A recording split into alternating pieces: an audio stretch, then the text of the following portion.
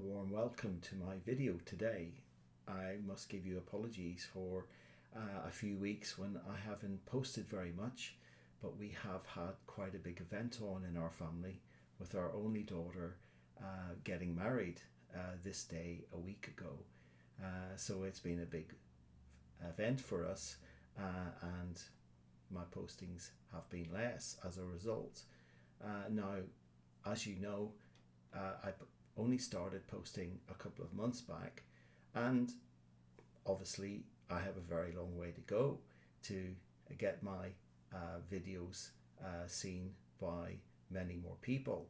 But nevertheless, I want to thank the subscribers who are with me already, and many of you already watch every video that I put up, and I appreciate that.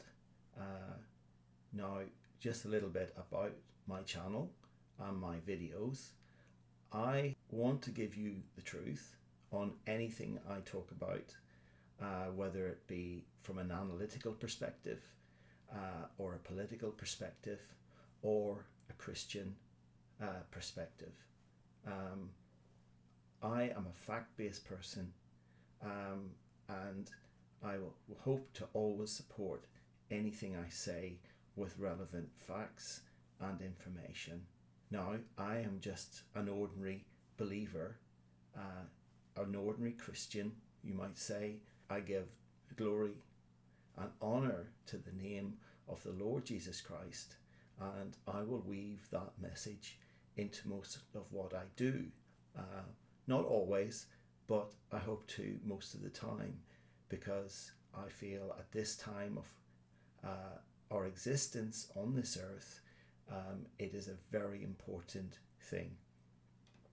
We live in evil times, and Tucker Carlson only a couple of weeks ago did a speech saying as much, and as you know, a few days later he was fired from his most popular TV show in the United States. That is happening to more and more people. Here in the UK, we have key people such as Neil Oliver, Jeff Taylor, people on GB News who are trying to get the truth and the message across, trying to get people to be awakened to what is happening in our world. But one by one, these people are being cancelled and fired. An example of that is Mark Steyn, a very prominent Canadian journalist who had a program on GB News.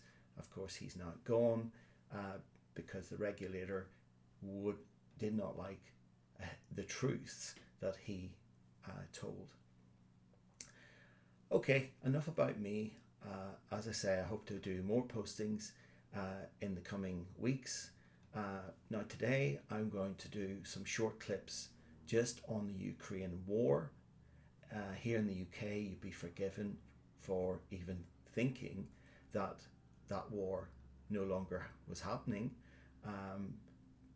but it certainly is. And I've put together a few clips by a great YouTuber called Judge Napolitano. He interviews people, prominent people. He has a lot of respect, and so I find his information very, very pertinent and factually based.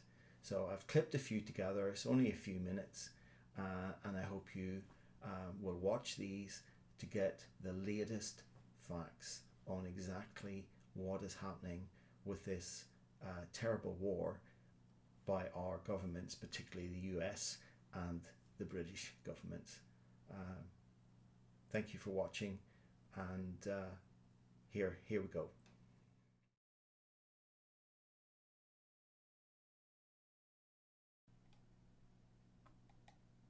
We fight now, so that no one ever again enslaves other nations and destroys other countries, and all those old evils that modern Russia is bringing back will be defeated just as Nazism was defeated. We will rebuild what was destroyed, and together we will protect it all. We do not yet know the date of our victory, but we know that it will be a holiday for all of Ukraine, for all of Europe, for all of the entire free world. Does he need to rally his country or his troops or his intelligence community behind him while bombs are dropping over Kyiv? The judge, he's an actor. He does a supremely good act of somebody who's defending their country till the end. In a few weeks, he'll be in Cyprus in his villa, and the Ukrainian people will be left to their own devices. You have to remember that he's just playing a role. As it stands, the Ukrainians have about 50,000 men prepared. Not all of those will be frontline troops for this offensive if it takes place. And the Russians have 500,000. Even if mistakes are made, and they're always attributing mistakes to Russia and not to anyone else, I mean, it's overwhelming. And just to put it very bluntly, what was the front line? Financial war. That's been lost. What was the second line of this war? It was public opinion. Well, outside of Europe and America, that's been lost. When we started this war, Ukraine had overwhelming size of an army, and the Russians had a very small economy of force project. All of that is inverted too. Now Ukraine has no munitions, doesn't have artillery shells. Russia has a full logistics system, industrial strength, supplying everything that the Russian forces need for the offensive. The whole thing is turned completely inverted. There's no escaping. These are the facts on the ground.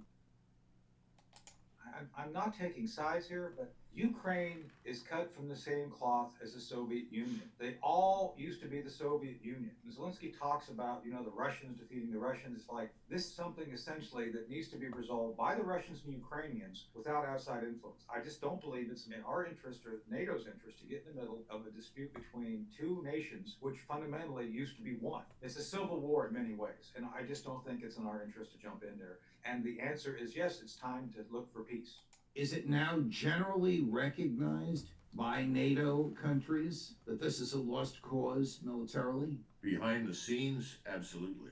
No question about it. Even the Polish chief of staff just a couple of months ago, as you know, made a statement where he pointed out the Russians have actually performed very well. The Russian soldiers are quite competent, tough, should not be underestimated. Then he went silent. But my sources in Poland tell me that he continues to warn against the use of any Polish forces to rescue the Ukrainians, because it would be effectively a fool's errand.